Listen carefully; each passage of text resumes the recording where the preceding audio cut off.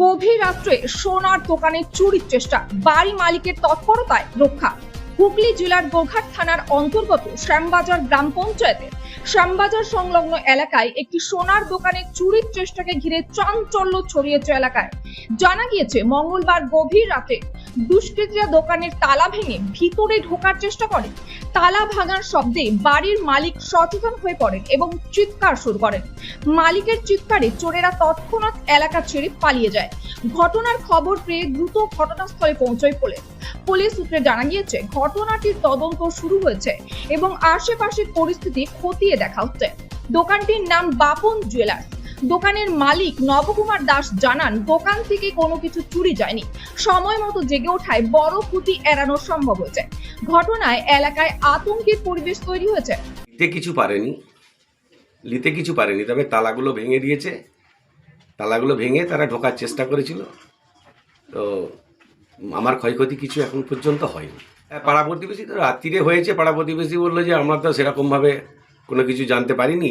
তো যাদের বাড়িতে আছি তারা একটু রাত্রিরে সজাগ হয়ে গেছিলো, যার জন্যে তারা চলে গেছে। মানে আমার নাম নবকুমার দাস। বাড়ি এটা আমরা ভাড়া দোকান। প্রথমে একটা ওই 12টা 15-20 এরকম বাজছে, জোর একটা আওয়াজ হয়। আওয়াজ হওয়ার পর আমরা উঠে পড়ি। উঠে পড়ার পর খানিকটা দাঁড়িয়ে থাকি উপরেতে। তারপরে দেখুন আর আওয়াজ হয় কি না জানবো বলে তারপরে কিন্তু তারপর টনচিপ ছড়ে আর একটা কাঁচ পাল্লাতে ঝনঝনে আওয়াজ হয়।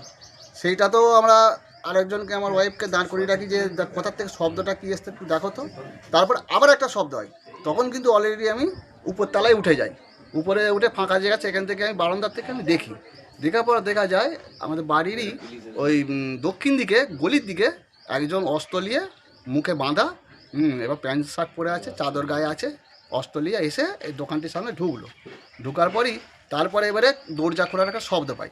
তখন এবার যখনই ওকে দেখে চেঁচি উঠেছি যে এরকম কোপাট ভাঙছে, চোর এসছে এবং বলছি, সঙ্গে সঙ্গে দুজন ছুটে পালিয়ে যায়। পালিয়ে যাওয়ার পর একজন আবার একটা চেয়ার বাজার থেকে কোথায় নিয়ে এসে রেখেছিল, সেইটি আবার মাথায় করে একজন নিয়ে এসে এটাকে ছুটে খানিকটা নিয়ে যায়, যেতে পারে না, আবার সেটা রেখে দিয়ে ফেলে দিয়ে পালিয়ে যায়। দেওয়ার পর এই অবস্থায় যখন ভোরবেলা এবারে 8:30 একটু দেখে থাকি। ভোরবেলা যখন এসে দেখি না, কোপারটা আর কোপাটি আছে, কিন্তু ভিতরে জিনিসপত্র নিতে পারেনি, মানে সেই ভেঙে ঢুকেছিল, নিতে পারেনি, চেঁচামেচি করে সে পালিয়ে গেছে। আড়ালয় এমনি আছে, এমনি আছেন দোকান করার জন্য আপনি দিয়েছেন। প্রশান্ত হেঁস, বাড়ি শ্যামবাজার, বকুলতলা। হুগলি জেলার গোঘাট থানার অন্তর্গত শ্যামবাজার থেকে কৃষাণু গাঙ্গুলির রিপোর্ট, ক্রাইম প্রেস।